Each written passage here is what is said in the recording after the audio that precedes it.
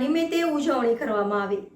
ડભોઈ શહેર તાલુકા ખાતે ગુરુવંદના પર્વની ભવ્ય ઉજવણીનું આયોજન કરવામાં આવ્યું હતું। ધારાસભ્ય સહિત ભાજપના આગેવાનો, ભક્તજનો વિવિધ મંદિર અને આશ્રમોમાં જઈ ગુરુજીના ચરણોમાં સ્પર્શ કરી ધન્યતા અનુભવી હતી। ડભોઈ શહેર તાલુકામાં ગુરુ પૂર્ણિમાના પાવન દિવસે ઠેર ઠેર મંદિરો, આશ્રમોમાં ગુરુવંદનના કાર્યક્રમો યોજાયા હતા। આ પ્રસંગે લોકલાડીલા ધારાસભ્ય શૈલેષભાઈ મહેતા, વડોદરા જિલ્લા કેળવણી મંડળના પ્રમુખ અને ગુજરાત પ્રદેશ ભાજપના સદસ્ય શશિકાંતભાઈ પટેલ, વડોદરા જિલ્લા ભાજપ સમિતિના મહામંત્રી ડોક્ટર બીજે બ્રહ્મભટ્ટ, શહેર પ્રમુખ ડોક્ટર સંદીપ શાહ, નગરપાલિકા પ્રમુખ શાહ તેમજ ભાજપના આગેવાનો અને ભક્તજનો દ્વારા વિવિધ મંદિરોમાં જઈને ગુરુજીના ચરણોમાં સ્પર્શ કરી આશીર્વાદ મેળવ્યા હતા। તેમજ કેટલીક જગ્યાઓ પર મહંત શ્રીની ઉપસ્થિતિમાં વૈદિક મંત્રોચ્ચાર, વચનામૃત, પાદ પૂજન, કેસર સ્નાન, ભજન સંધ્યાનું આયોજન પણ કરવામાં આવ્યું હતું। ડભોઈ શહેર તાલુકા ખાતે ગુરુ પૂર્ણિમાના પાવન પર્વની ભવ્ય ઉજવણી ભક્તજનો દ્વારા કરવામાં આવેલી હતી। ગુરુજીના ચરણોમાં સ્પર્શ કરી આશીર્વાદ મેળવી ભક્તજનો ધન્ય બન્યા હતા।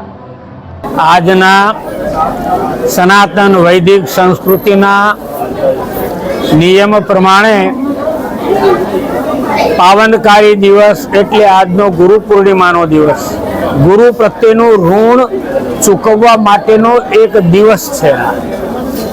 કારણ કે ગુરુ શબ્દ એવો છે કે નિષ્કારણ જીવના ઉપર કલ્યાણ કરનારા ગુણો આપે, કલ્યાણકારી એવી રીતના સદબોધ આપે, એ જીવને ભગવાનની પ્રાપ્તિ કરાવે, એને ગુરુ કહેવામાં આવે છે।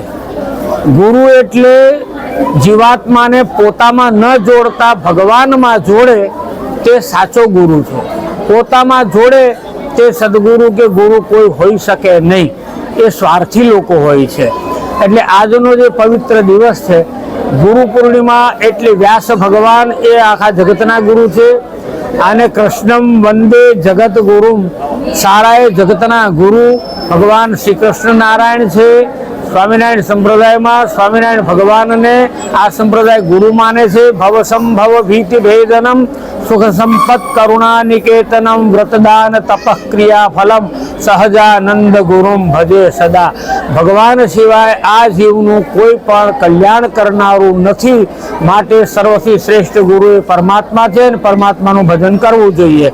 આને ભગવાનનું ભજન કરવાનું શીખવાડે તે જ સદગુરુ।